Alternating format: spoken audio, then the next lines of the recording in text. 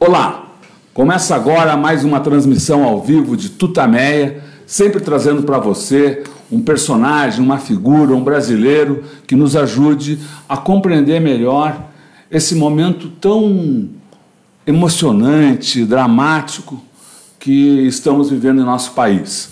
Ela é Eleonora. Ele é o Rodolfo. E ele é o Dermi Azevedo, jornalista que vai estar conosco agora para essa entrevista, para conversar sobre o Brasil. Ele é um especialista em direitos humanos, um paladino dos direitos humanos. A Eleonora vai apresentar com mais detalhes daqui a pouco a trajetória do Dermi. Antes, porém, eu quero te convidar para levar mais longe essa conversa, né, sobre um tema que é tão caro a todos nós, né? Então, compartilhe, divulgue entre seus amigos, compartilhe nas suas redes essa entrevista ao vivo e saiba que todo esse material depois você pode consultar, transmitir de novo, discutir com amigos, nos seus coletivos, porque o vídeo fica disponível no nosso canal no YouTube, que é youtube.com/c/Eleonora e Rodolfo Lucena Tutameia. O Tutameia é escrito com letras maiúsculas. Todo o trabalho fica ancorado com reportagens, os vídeos e fotos no nosso site tutameia.jor.br. Vá lá, tanto no site como no canal de vídeo, se inscreva, clique lá no sininho para receber notificações, né, para você estar sempre aí sabendo das novidades aqui do jornalismo dos Tutas. Eleonora. Dermi, muito obrigada por você estar aqui hoje conosco. Dermi Azevedo, jornalista, cientista político, um dos maiores conhecedores desse tema no Brasil.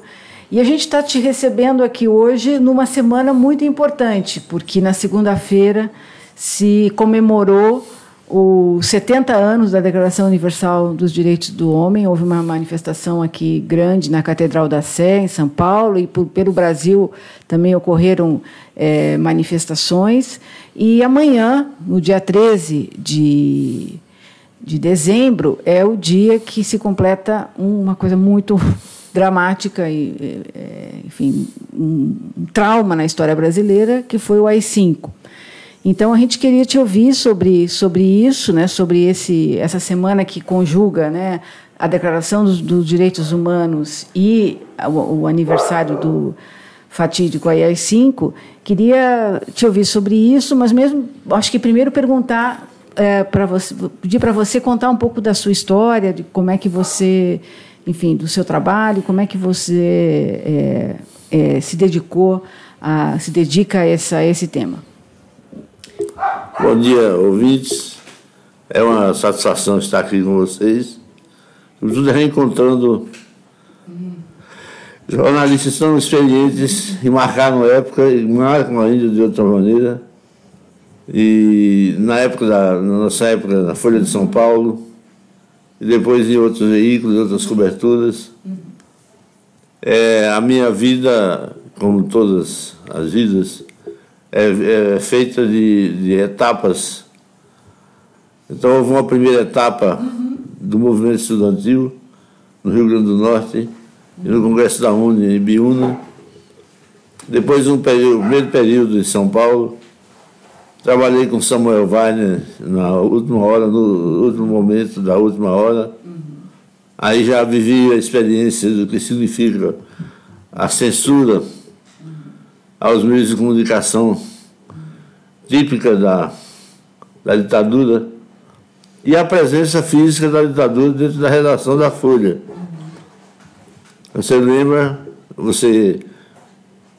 outros colegas lembram também, que houve uma época que a Folha autorizou os próprios policiais a ficarem na redação.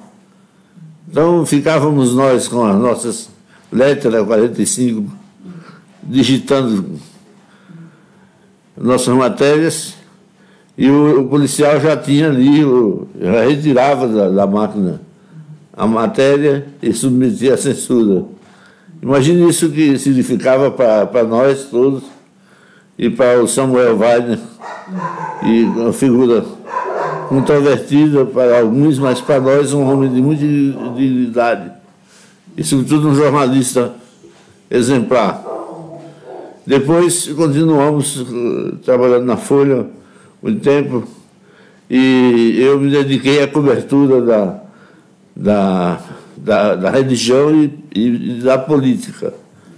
E aí tive a oportunidade de fazer várias viagens ao exterior acompanhando o Papa, principalmente João Paulo II, e acompanhando o envolvimento da CNBB nos acontecimentos políticos do país.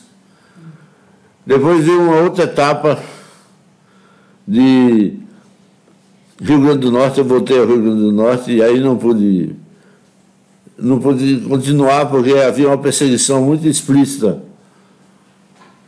E depois do Rio Grande do Norte, eu voltei para São Paulo e em 1974 sofri a segunda prisão política. A primeira aconteceu em 68, no Congresso da UNE em Biúna. E aí foi uma experiência marcante, porque nós do Nordeste, por ser longe, não costumávamos, os líderes estudantis, vir para atividades em São Paulo.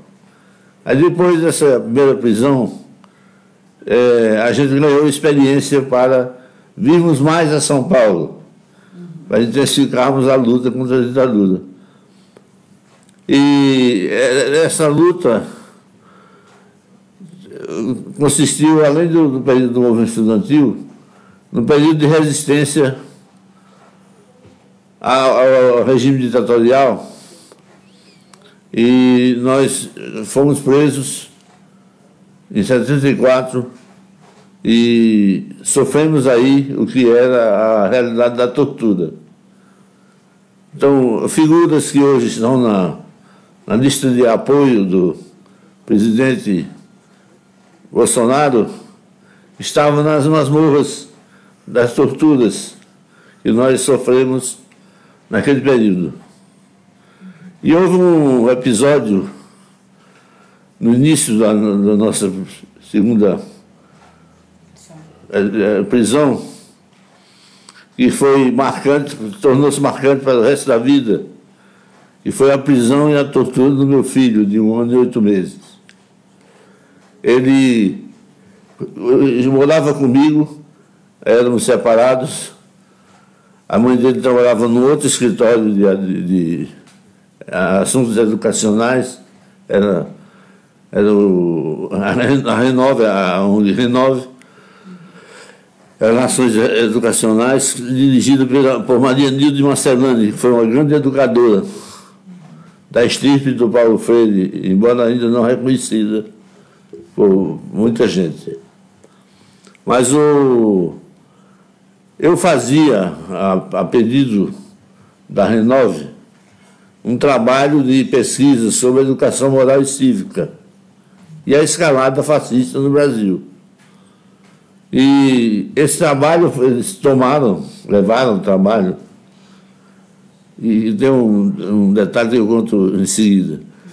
Eles prenderam o trabalho e me acusaram de difamar a imagem do Brasil no exterior, porque o trabalho era encomendado pelo Conselho Mundial de Igrejas, com sede em Genebra. E os nossos advogados foram muito hábeis em demonstrar, Luiz Eduardo Greenwald, Ayrton Soares e Dibal Piveta, foram hábeis em demonstrar que não houve crime nenhum, porque o trabalho não chegou a sair do Brasil. Estava sendo feito, mas não tinha sido consumado nem aprovado ainda pelo Conselho Mundial.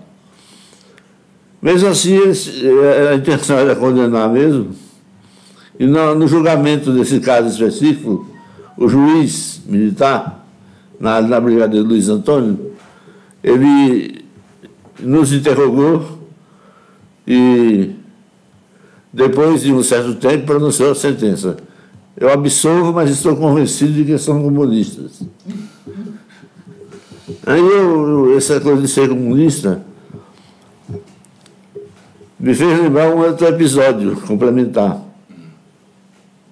Que eu fui chamado para ser interrogado. Você estava preso em 74. 74. Uhum. E ele me perguntou, não gentilmente, lógico, você é comunista? Eu respondi, eu não sou comunista. E como você não é comunista, com tantas evidências, tantas provas? Esse delegado, ser comunista é uma dignidade tão grande para o ser humano que nem eu nem o senhor vamos alcançar. E ele me deu um burro, a resposta que ele me deu foi um soco e jogou no chão. E eu continuo pensando da mesma forma, nesse período todo. O meu filho tinha um empregado no apartamento, que ele morava no Campo Belo, e quando os policiais entraram, ele se achou estranho e começou a chorar. E um deles deu um murro tão violento que quebrou todos os ossinhos dele. E depois foi levado a São Bernardo do Campo, onde morava meu sogro. Ele tinha 1 ano nessa época. 1 ano e 8 meses. 1 ano e 8 meses. E ele foi jogado de madrugada, arrombaram a porta da casa do meu sogro, lá no Jardim Assunção, em São Bernardo, e jogaram o bebê no chão da casa. E ele se machucou mais ainda. E depois que nós fomos soltos, ele ficou traumatizado. E em fevereiro de 2013 ele se suicidou. Tomou uma overdose de medicamentos, se suicidou e deixou bilhetes atribuindo a morte dele à ditadura. O sequela da ditadura, ele perdeu a confiança nele mesmo e entrar nesse universo tão misterioso e terrível. E depois disso, eu continuei a militância normal, cumprindo tarefas da Aliança Libertadora Nacional, da ALN, e uma delas foi, eu estive 1 ano e meio no Chile, no governo de Salvador Allende. Não propriamente como asilado, mas como alguém que foi cumprir uma missão que era de acompanhar o Frei Tito. Frei Tito de Alencar Lima, dominicano, conhecido de todos nós.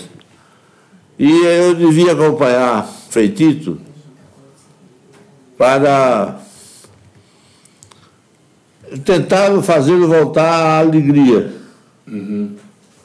Então, nós organizamos uma plenária latino-americana em Santiago, com a participação de refugiados e ex-guerrilheiros de vários países da América Latina, justamente para se juntar, se tomar um bom vinho, para fazer com que o Tito voltasse ao ânimo. Uhum. Não conseguimos, mas convivemos com essa figura excepcional e depois, como se sabe, morreu na França. Então, depois disso, houve a etapa de experiências alternativas. Nós fundamos uma agência ecumênica de notícias e eu fiz o acompanhamento mais direto das atividades da igreja tanto católica quanto evangélica, e me levou a conviver, por exemplo, eu posso usar a expressão que eu viajei umas 4 vezes com o Papa João Paulo II, e pude sentir, primeiro, uma mudança de um homem como ele mudou de postura, depois que ele teve um conhecimento mais direto da realidade brasileira. Ele passou de um estado em que a teologia da libertação era a mais perseguida das correntes da igreja para um estado de diálogo, embora nesse período todo ele tenha perseguido, junto com o cardeal Ratzinger, muito a teólogos da libertação, como é o caso de Leonardo Boff, como é o caso do Francisco Domingues e de tantos outros nomes que apareceram nessa cena. Então, eu dividiria a etapa em duas. O movimento estudantil, a segunda etapa, em que eu vivia vários papéis. Eu vivia o papel de jornalista, que era o meu papel profissional, o papel de chefe da família, em que não houve condições de manter essa chefia, né, essa circunstâncias que muitos já viveram, sabem o que significa isso. E depois a vivência no jornalismo, cobrindo esses acontecimentos eclesiásticos e prestando a minha colaboração à teologia da libertação. E depois disso, eu contraí a doença de Parkinson. Está sendo um grande aprendizado sobre a efemeridade da vida humana, sobre o que significa o apoio solidário de pessoas, como a minha esposa Elis Regina, que está aqui, junto com a ex-companheira Vera, e a solidariedade de modo geral. É uma realidade que, do meu ponto de vista, não está sendo devidamente assumida, nem em nível de governo, em todos os níveis de governo, nem em sentido pessoal, interpessoal. É como se a pessoa tivesse entrado num estado de pré-morte, quando, na verdade, Stephen Hawking demonstrou que podia fazer muita coisa. Esse é o quadro geral. E eu estou à disposição de vocês e parabenizando pela iniciativa da rádio também. Legal. Você falou do Stephen Hawking fazendo muita coisa, mas o senhor também está fazendo muita coisa. Lançou neste ano, não é isso? Esse livro aqui, Nenhum Direito a Menos, Direitos Humanos, Teoria e Prática, que é uma obra fabulosa, porque ele em poucas páginas, né? Quer dizer, são menos de 250 páginas, ele é um compêndio sobre essa questão dos direitos humanos, trazendo desde informações sobre legislação no Brasil e em outros países, até pequenas biografias, né, de batalhadores, de ícones, né, da luta em defesa dos direitos humanos, e também se preocupa em esclarecer questões aí que acabam virando aí até memes de internet, que aquela bobagem, direitos humanos para os humanos, né? Até essas questões que podem parecer menores são tratadas aí nesse livro. Então, eu já fiz uma apresentação aqui, mas queria que você contasse um pouco da gênese desse trabalho, enfim, por que resolveu produzir esse livro e como é, na verdade, a sua militância aí na luta pelos direitos humanos. Certo. Já quando eu estava no Rio Grande do Norte, e muito antes do próprio movimento estudantil, eu lancei um livro que ganhou o prêmio de Direitos Humanos do Rio Grande do Norte, dado pelo governo do Estado, chamado Paz e Esperança, em Gabriel Marcel. Gabriel Marcel foi um filósofo da corrente do Emmanuel Mounier, do Jacques Maritain, era um existencialista cristão. Então, fiz uma apresentação do pensamento dele. E depois fiz outros livros sobre a teologia da libertação e até parti para as primeiras pesquisas desse livro. E eu contei com a colaboração de vários companheiros delas que estão aqui na entrevista e também de vários companheiros, advogados, mulheres, jovens, e nós criamos o núcleo Maximiliano Kolbe de Direitos Humanos. Então, por que o Maximiliano Kolbe? Porque foi um homem que entregou a sua vida pelos outros. Ele era um missionário franciscano polonês, e quando houve a criação de Auschwitz e de outros campos de concentração, e quando começou a intensificar essa campanha contra todos os segmentos que pensassem, ele resolveu organizar núcleos de resistência ao nazismo.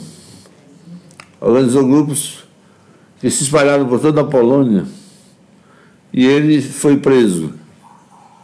E ele ofereceu a vida dele no lugar da vida de um pai de família judeu que tinha sido condenado à morte, e o Kolbe espontaneamente procurou o chefe da divisão lá, do presídio, e se colocou à disposição para ser morto no lugar do homem. E assim aconteceu, só que o homem escapou, esteve até presente na cerimônia de canonização de Kolbe, mas ele foi condenado a morrer de fome e de sede. Foi o primeiro episódio assim mais conhecido de uma pessoa que era condenada a morrer de fome. E hoje ele inspira várias pessoas a pelo menos pensarem mais seriamente na vida. Porque ele demonstrou que é possível a existência da utopia. Ele, inclusive, nosso grupo era um grupo majoritariamente protestante. Alguns assumem o ateísmo conscientemente, e católico romano, mas anglicano principalmente, em que surgiu essa ideia de homenageá-lo através de uma dedicação ainda maior aos direitos humanos, por meio de seminários. Tivemos um seminário na sexta-feira passada, no qual essa emissora participou. Essa pergunta: o que é possível fazer pelo Brasil? Com certeza não contribui nada para um Brasil democrático e justo defender a tortura, como defendeu o presidente eleito. Defender a discriminação dos quilombolas, porque ele não consegue carregar, segundo ele, nenhum peso mais forte. Tratar a mulher como tratou, respondendo a uma repórter: a senhora, eu bem gostaria de estuprá-la, mas a senhora nem merece isso porque é muito feia. Então, que o presidente que nós colocamos, não nós, mas que o presidente, a maioria dos brasileiros, colocou no Planalto. E não nos enganemos, cercado por generais. Não que os generais sejam a priori condenáveis, não existe ninguém a priori a ser condenado, mas porque personifica uma época que nós já imaginávamos superada no Brasil. E nada disso é superado. Esses 5 generais ocuparam as pastas que ficam no Palácio do Planalto, segundo o trabalho dos colegas que fizeram essa matéria. Então, nós acreditamos sim que é possível o Brasil dar um salto qualitativo em matéria de democracia, desde que abandone essa ideia que não está na cabeça deles. Eu li um pequeno comentário atribuído ao general Leitão, vice-presidente da República, em que ele afirma que o projeto é para 50 anos. Eles pretendem ficar pelo menos 50 anos. O que é muito grave, porque numa democracia você não pode definir com tanta precisão quanto tempo você vai ficar. Sobretudo considerando que Castelo Branco já dizia que ia ser breve a passagem dele. E a brevidade foi essa que nós vimos. Então, como nós estamos lutando hoje, nós fundamos o núcleo Maximiliano Kolbe, colocamos um núcleo com a ideia de ser pequeno mesmo, de fazer um trabalho mais na linha de estudos teóricos da realidade prática. Então, nós estamos acompanhando as experiências que estão sendo feitas na periferia de São Paulo, estamos nos estendendo para os outros estados do Brasil. Que experiências? Você podia contar um pouquinho dessas experiências aqui? As experiências daqui. Vou falar da nossa parte e falar da parte que colabora conosco, os parceiros. Os parceiros são a Igreja Anglicana, que já mencionei, o CAMI, que é o Centro de Apoio à Pastoral dos Migrantes, que vem enfrentando a realidade migratória com bastante competência e coragem.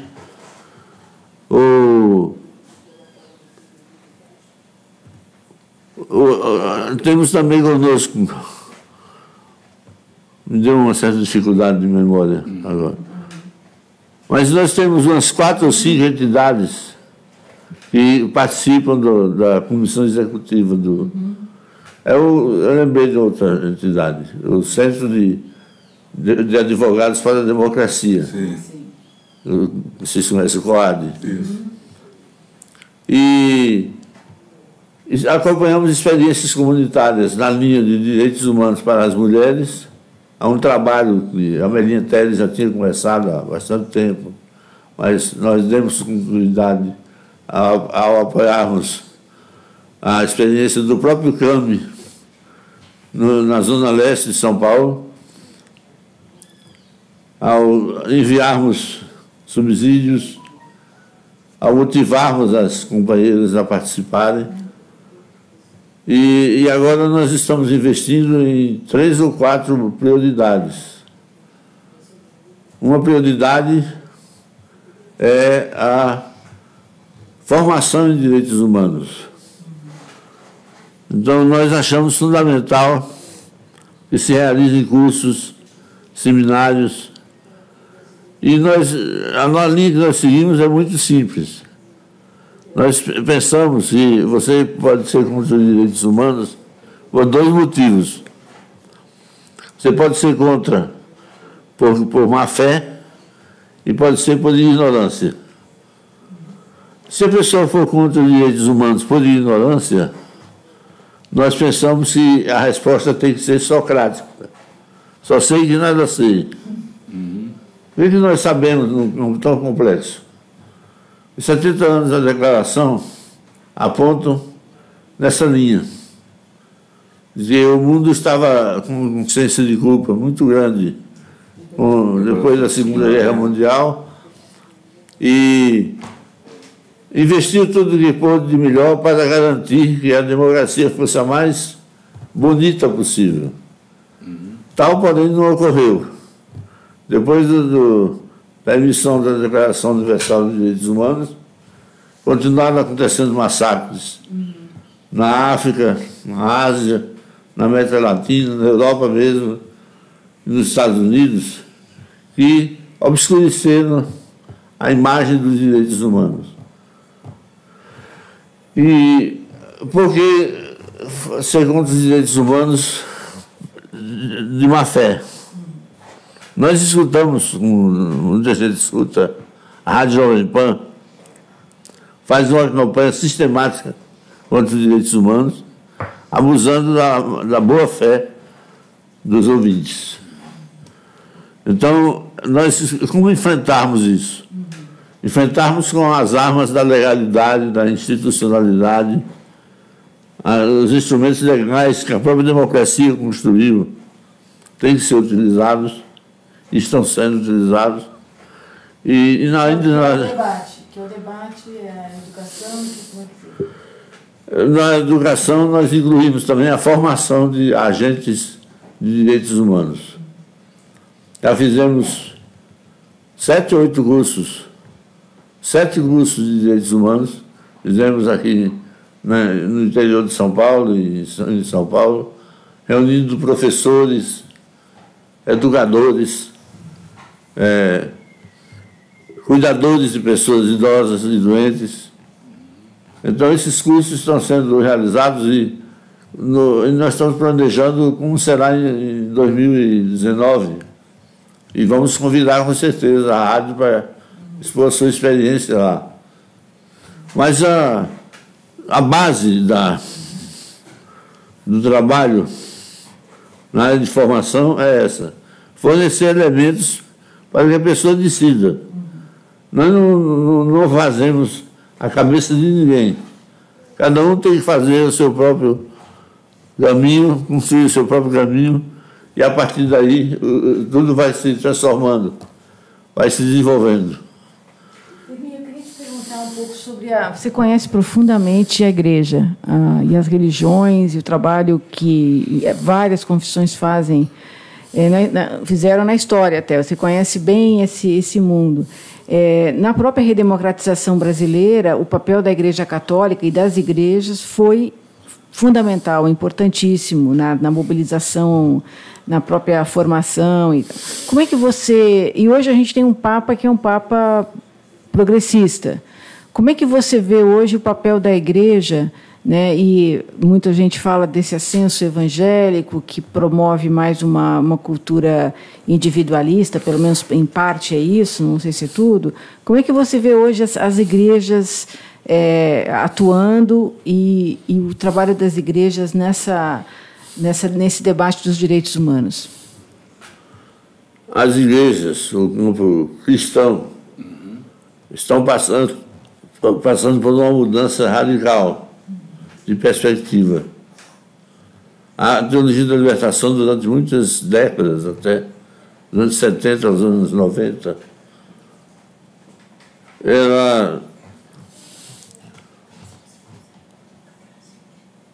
ela fez o seu papel, cumpriu o seu papel, a missão que ela se atribuiu a ela mesma, como teologia da libertação, mas deixou um pouco de lado a dimensão espiritual ou espiritualista de sua tarefa. Então, ela mesma ofereceu elementos para que fosse acusada de excessivamente marxista, como se tivesse deixado de lado a expressão religiosa. É o caso, muito remotamente depois, mas só para exemplificar, dessa votação que houve, se não me engano, no Senado, que derrubou a escola... Sem partido. Escola por simpatia. Agora desse jeito. Era um novo tipo de escola. Então, a teologia da libertação fez a sua revisão. Ainda no governo de João Paulo II, depois teve uma fase de transição e atualmente ela vive uma fase de profunda maturidade. Elas continuam, as comunidades eclesiais de base continuam se reunindo, reunir-se de maneira simples, nas casas das pessoas, onde é possível fazer isso. E eu entendo que as comunidades de base, inclusive, fizeram uma leitura alternativa do que tem sido todo esse episódio com Lula, com o PT, com o nosso campo da esquerda. A leitura alternativa foi nesse plano de não jogar tudo num homem só, por mais carismático que ele seja, e é carismático, mas investir também nas comunidades, não nos líderes, mas nos líderes junto com a sua comunidade. E o que prejudicou profundamente o PT, no meu ponto de vista, e eu participei da fundação do PT no Rio Grande do Norte, com a participação do Lula, nesse período, no período da fundação. O que eu preciso é fazer voltar o trabalho para as bases, Mas não no sentido de base, nós estamos chegando, mas no sentido de aprender a lidar com as bases. E nós estamos, além da parte de formação, nós estamos investindo também na área de comunicação. Comunicação. No sentido de torná-la crítica e desenvolver a leitura da mídia através de mecanismos, cursos, seminários, atividades de ordem prática, o apoio a experiências como essa de vocês e outras que estão acontecendo. Acho que vocês atuam de forma articulada no país e na América Latina, né? Acredito que vocês façam isso. Então, a terceira área é a área da conjuntura política. Análise de conjuntura que são colocadas à disposição dos leitores nossos através da mídia alternativa. E nós estamos exatamente em fase de planejamento para o ano que vem. E talvez algum ouvinte pudesse imaginar que nós somos loucos, porque a realidade está tão dramática que você falar em utopia no Brasil tornou-se uma espécie de ilusão, uma ilusão. Mas nós acreditamos nessa ilusão, digamos assim. Nós acreditamos que é possível, desde que haja empenho e haja principalmente unidade. Nós, do que depende de nós estamos apostando na unidade. Não a unidade a qualquer preço, mas a unidade baseada em princípios e valores que são caros à causa democrática. Não, ultimamente o presidente tem falado muito em princípios e valores. Não só ele é uma pessoa que precisaria fazer uma reciclagem da vida e do pensamento para poder falar em princípios e valores. Como é que como conciliar a defesa da família, da mulher e dos direitos humanos, que vai ser um ministério? Como conciliar isso com a defesa da tortura? Acho que vale a pena fazer uma referência específica à tortura, porque ela voltou, nós recebemos informações de que ela voltou em grande escala. Então, só checando aqui se está tudo bem. O que aconteceu aí? Não sei, tá, deu uma mensagem aqui que ocorreu um erro. Eu não sei, tá passando tudo aí? Aqui tá ok. Aí tá ok? Então tá, então vamos seguir. A última. Eu vou trocar aqui para você ver. Tá tudo ok. Está tudo bem. A gente faz aqui tudo ao vivo. Tá ok, tá transmitindo. Tô transmitindo. Ótimo, então vamos lá. Bom, não sei se eu respondi. Não, respondeu. Então, você falou agora já um pouco aí das afirmações do presidente eleito, né? O senhor acha que, por causa dessas afirmações e das medidas já anunciadas pelo presidente eleito, a democracia está ameaçada no Brasil? Acho que está fortemente ameaçada. Porque essa corrente mais diretamente ligada ao Bolsonaro é muito impregnada de uma mentalidade fascista. Tem que compete ao Estado se desvencilhar de tudo que foi construído legalmente e do ponto de vista da economia, Sei que a economia é uma área que você conhece bastante, vocês conhecem. E eu creio que eles não têm controle ainda sobre os militares que querem um diálogo. Não tem controle ainda, mas a partir do momento que ele assumir, isso se torna um incógnita. Mas, ao mesmo tempo, uma incógnita que pode se tornar realidade.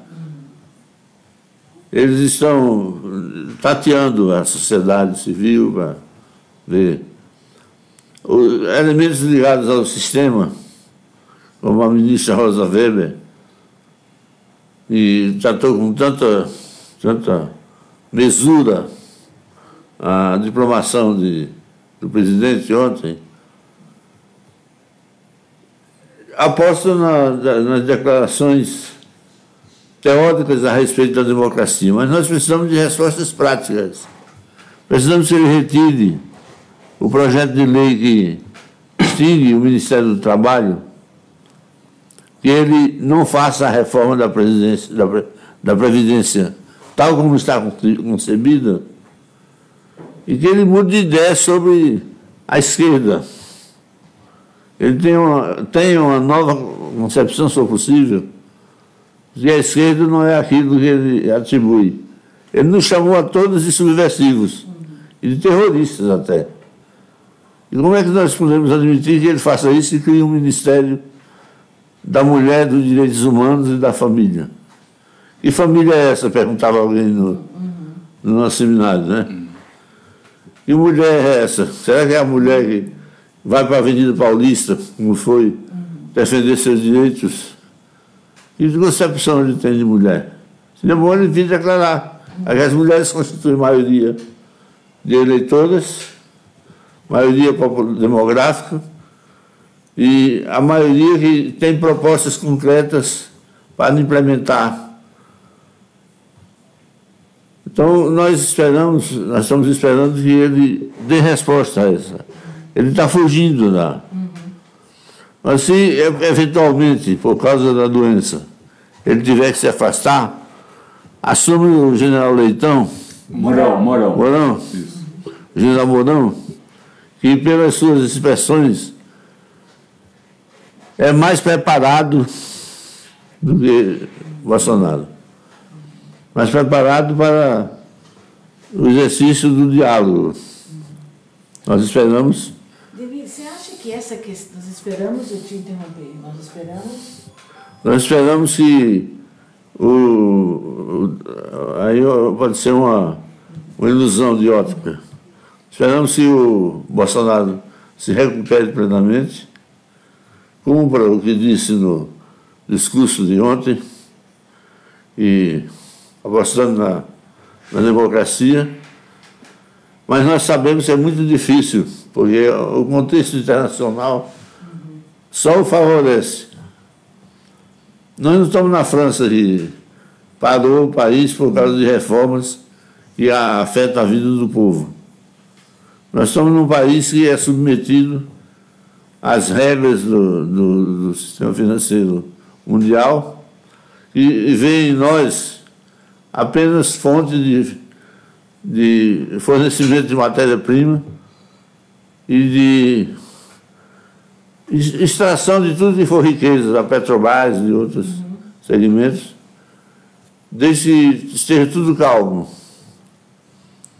Agora, eu queria me referir, me esqueci de fazer uma referência à questão que você colocou, muito oportunamente, ainda ligada à igreja. O que aconteceu com a igreja? E ficou calada durante tanto tempo. Os grupos dentro da igreja que apostam no conservadorismo tiveram um tempo de hegemonia na igreja católica do Brasil. É o caso da Opus Dei. A Opus Dei teve um período em que ela hegemonizava, elegia mais bispos, influenciava na orientação do Papa, mas depois houve uma revolução interna dentro da igreja. Essa revolução interna traduzida na articulação, finalmente, da teologia da libertação decidiu. Nós estamos diante de uma realidade muito difícil. Muito difícil, que exige medidas de urgência. E essas medidas de urgência, do ponto de vista da teologia da libertação, foram postas em prática de modo muito competente.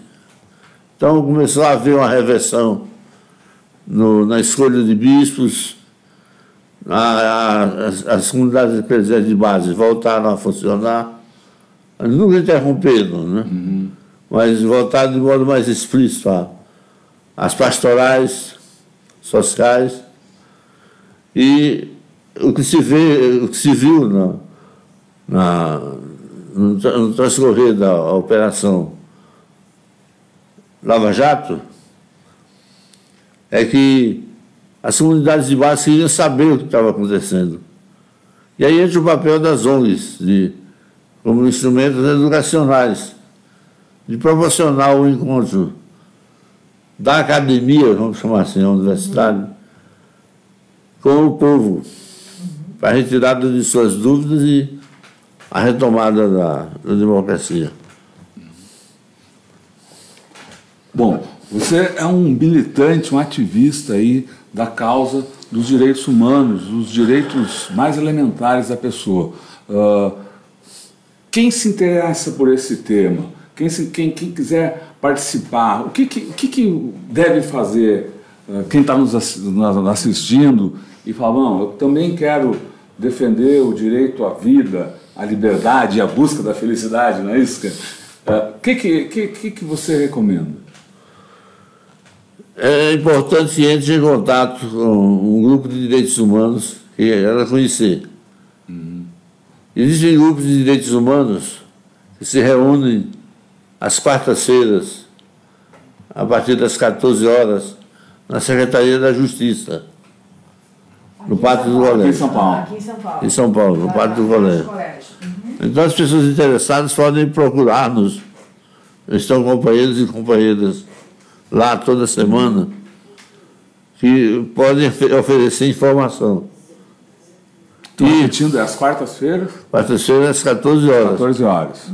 É a reunião do Fórum Permanente dos ex-presos políticos e perseguidos do Estado de São Paulo. Não é um nome longo, mas só esse que foi escolhido pelo grupo. E ainda mais existem sempre as manifestações. É importante que as pessoas queiram participar, procurem e vão receber material de leitura. E nós estamos cobrando muito a igreja, mas precisamos cobrar também a imprensa. É um outro... Nós achamos que a imprensa nunca esteve tão calada como nos últimos anos aqui no Brasil. Sem um engajamento, sem coragem. Então a sociedade requerendo informações, se não fosse o papel das ONGs, como vocês desempenham, dificilmente haveria alguma informação alternativa sobre o que está acontecendo. Você estava falando onde as pessoas devem procurar informação. Você tem esse livro aqui que a gente está falando dele, que é o seu livro, Nenhum Direito a Menos. E eu queria te perguntar, quem não conhece, quem é desinformado sobre esse tema, que livro deve procurar ler além do seu, né? Quais são as referências que para você tiveram importância e o que você recomenda para quem está nos assistindo? Eu quero entender melhor esse tema, porque é um tema que está sendo muito massacrado, né? Tem como você falou aí das rádios, né? Tem um ataque muito grande a essas coisas elementares. O que você recomenda que se leia sobre direitos humanos? Eu recomendo que se leia preliminarmente a declaração. Muito bom. Então, um dia desses, eu peguei um táxi e o motorista me perguntou, a mesma pergunta que ele fez: o senhor é de onde? Eu disse: eu sou brasileiro do Rio Grande do Norte. O senhor é brasileiro de onde? Ele falou: do Paraná. Eu digo: olha que beleza no nosso país, diversificado. O senhor fala de uma maneira mais sulista, eu falo mais nordestino. o senhor conhece a Constituição? Disse, não, para daquela banca de jornais da esquina, vamos comprar a Constituição. O senhor, se puder, leia para os seus filhos, leia cada artigo da Constituição. Aí, no fim, eu falei, a pessoa que toma o seu táxi quer ir para um determinado lugar, não quer esperar uma pergunta dessa de onde veio. Eu vim há muitos anos, não é objeto de matéria, eu vim. Uhum. Então, eu penso que há muita coisa que pode ser feita. E o próprio governo, finalmente, deve se convencer de que não pode viver uma democracia sem respeito aos direitos humanos. Não pode existir uma democracia longe dos direitos humanos. Uhum. É o que eu penso. Mas os livros, então, o primeiro livro, o primeiro texto para se informar é ler a Declaração Universal dos Direitos Humanos.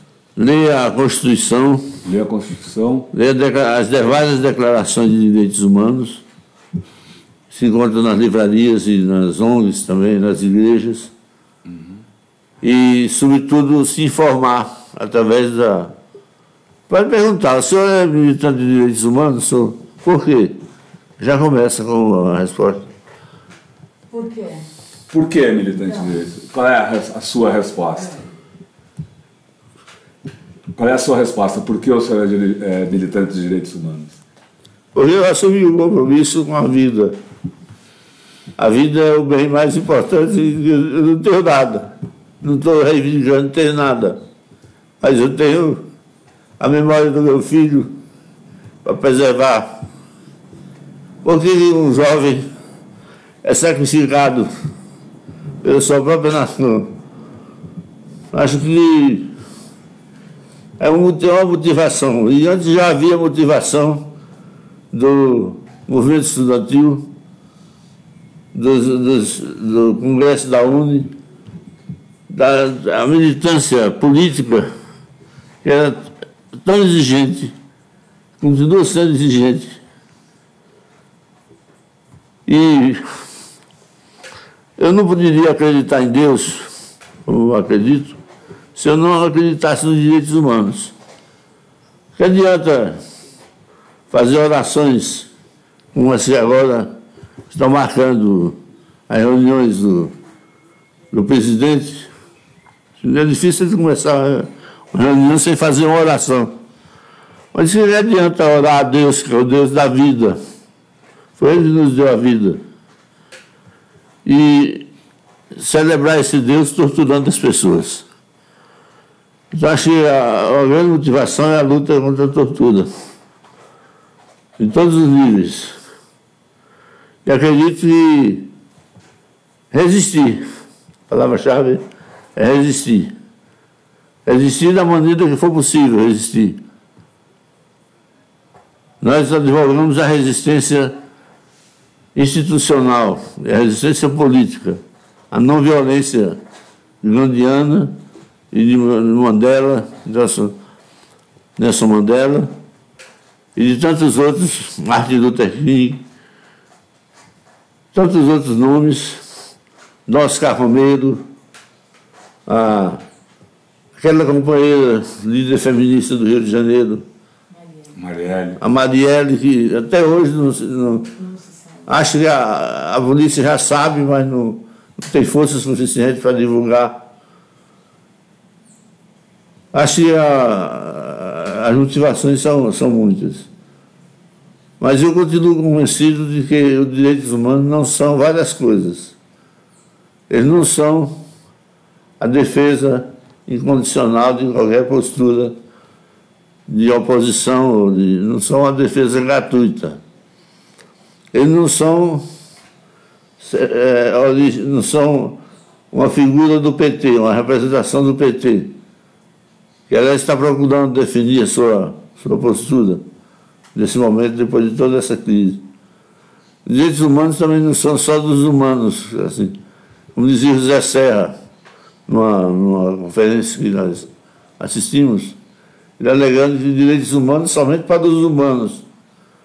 Mas quem é o Zé Serra e quem somos nós para definirmos o que é humano? Nós sabemos pela prática que direitos humanos são a defesa primordial da vida em todas as suas dimensões. E sustentamos, nesse sentido, que existem várias palavras que têm que ser usadas com muito cuidado. Vários verbos e adjetivos. Um deles é da memória, outro do perdão. Situando-me no pensamento de Paul Ricoeur, filósofo francês, eu diria que memória não se deve perder nunca. Perdoar, sim. Você deve ser capaz de perdoar a quem fez isso, o meu filho, por exemplo. E a memória não pode desaparecer, tem que permanecer. Porque se você não preserva a memória, por exemplo, do que foi Auschwitz, você não poderia imaginar o que é lutar pelos direitos humanos, pela paz e pela democracia. Então, eu me inspiro em vários valores de ordem religiosa, filosófica, no aprendizado do que tem sido toda essa experiência de enfermidade, mas não acho que isso seja um pretexto para parar. Acho que ninguém pode parar. Temos que seguir adiante e ter muita confiança nos companheiros e aí seguir a luta. Muito bom.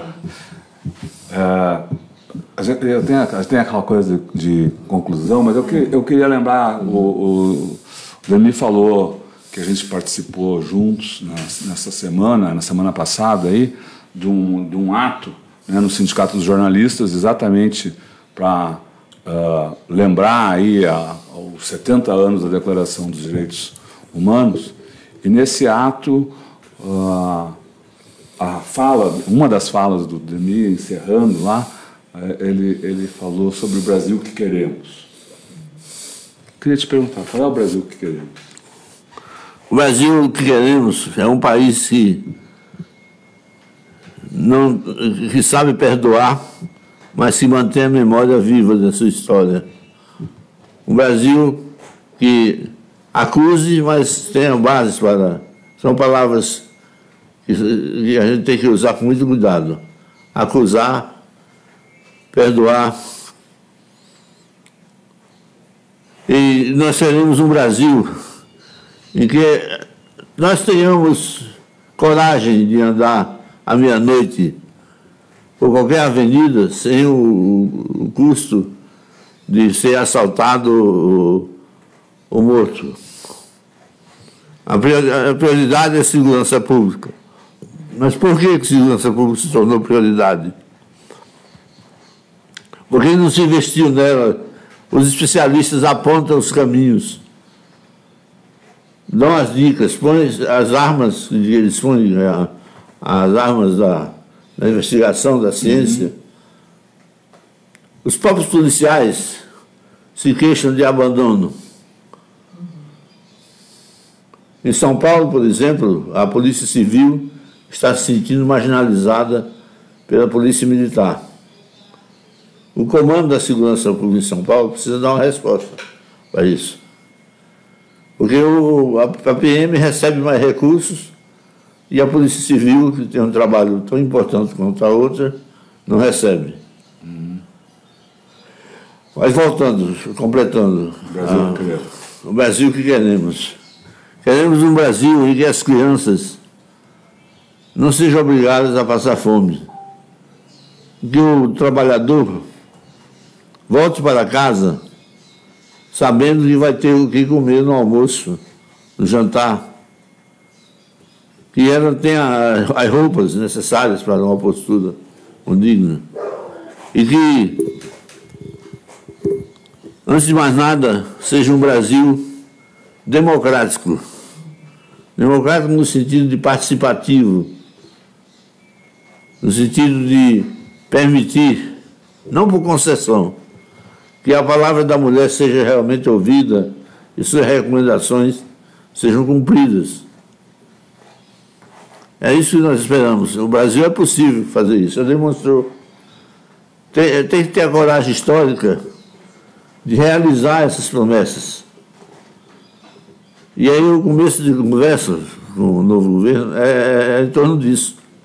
Quais são as medidas que o governo se dispõe a rever dentro de uma linha democrática? Então, o Brasil possível é o da convivência dos contrários, da diversidade. De modo que não consideremos uma heresia alguém defender uma postura conservadora, como também não pode ser considerado como terrorismo e subversão você defender os direitos humanos. Então, há muita gente pensando, no Brasil que pensou nesse tempo todo e se dispõe a colaborar para que mude essa realidade. Muito bem, a gente tem amanhã uma iniciativa. Quer falar, Rodolfo? Isso. Então, eu queria agradecer muito a participação aqui do Dermi e também convidá-lo para um ato que é exatamente o lançamento de um manifesto produzido por jornalistas, economistas, sociólogos, professores, ativistas de movimentos sociais e populares, né, um manifesto que afirma a necessidade de que seja defendida a democracia. Então, esse manifesto vai ser lançado num ato público nesta amanhã, quinta-feira, dia 13, que é também o dia dos 50 anos do AI-5. É um ato para lembrar que não queremos a volta desses tempos, mas sim queremos um Brasil de liberdade, de democracia, de respeito às diferenças, como disse aqui o Dermi. Esse ato vai ser realizado, então, amanhã, às 13 horas, às 19 horas, amanhã é dia 13, às 19 horas, na Faculdade de Direito do Largo São Francisco. Tem pessoas muito diferentes, até a Eleonora podia lembrar, alguns estão participando desse ato, mostrando que a democracia interessa a todos. A gente tem nesse documento o apoio de ministros de todos os governos da redemocratização, de Sarney a Dilma. Temos artistas, Chico Buarque, Caetano Veloso, Gilberto Gil, Arnaldo Antunes, temos psicanalistas, sociólogos, poetas, Augusto de Campos, pianista Nelson Freire. Nós temos as grandes figuras da República. Professor Fábio Conder Comparato, professora Maria Vitória Benevides, estão envolvidos na organização desse ato. Então, é o momento da gente se unir, né, com pessoas que pensam muito diferente, de forma muito diferente em vários setores, mas que têm um ponto em comum, né, muito forte, que é a defesa da democracia e da Constituição. Então, para isso, vai ter esse ato amanhã, às 19 horas, no Largo São Francisco. A gente está convidando todo mundo a participar. Acho que é um momento importante da sociedade demonstrar que tem confiança, que está unida para defender esses valores essenciais e básicos do Brasil, que, como o Ademir estava falando aqui, é um Brasil plural, é um Brasil diversificado, um Brasil rico, né, diferente, com muitas diferenças, e que a gente precisa valorizar e garantir que essas diferenças, essa pluralidade, né, seja respeitada. Eu vou colocar aqui o convite no ar. Aqui a gente tem um banner só para lembrar vocês aqui, quem quiser anotar. Então, amanhã, 13 de dezembro, 19 horas, Faculdade de Direito do Largo São Francisco. Que mais, Rodolfo? Vamos botar um filminho no final? Vamos nos despedir? Para esse ato, estão disponíveis na página do evento. Aliás, se você quiser, é muito legal. Tem um monte de vídeo convites. Então, o professor Bresser Pereira fez um vídeo convite, o Celso Amorim, ministro Celso Amorim, fez um vídeo convite, a cineasta Marina Persson, José Gregori, sindicalista, Índio, que é um dos sindicalistas, né, o Edson Carneiro Índio, fez um vídeo convite. É legal entrar nessa página aí do evento, é só colocar no Facebook Ato Público em Defesa da Democracia, logo vai aparecer aí a página com esse símbolo azul, você encontra, e daí rolando a página tem vários vídeos muito que trazem a expressão dessa diversidade que a Eleonora se referiu aí e de como a democracia é importante para todos nós, para toda a sociedade. Tem até música. Aliás, tem as flores pela democracia. A gente está no... O pessoal que faz as flores pela democracia também... Queria agradecer aqui... Antes da música, eu queria dizer que o Núcleo Maximiliano Kolbe adere plenamente a esse ato. Ótimo, maravilha. E ele deixou uma pergunta para o telespectador e para o ouvinte. O que tem baseado a sua relação com a democracia? O Brasil possível de ser um país democrático ou um Brasil que pensa somente na sua economia, nos negócios, no dinheiro, afinal? Acredito que você deve participar do ato de amanhã com esse espírito. Abertura para a possibilidade de um Brasil que retome o caminho da democracia. Porque nos preocupa com uma coisa está nesse momento. Mas, antes de mais nada, parabenizo os realizadores do ato e conclamo no cume de nossa atuação e compareçam e deem essa demonstração de força democrática. Muito bem, é isso. Então, feito aqui o convite do Dermi, com as flores aqui do coletivo Flores pela Democracia, justamente, que está aqui conosco hoje, com as flores, né?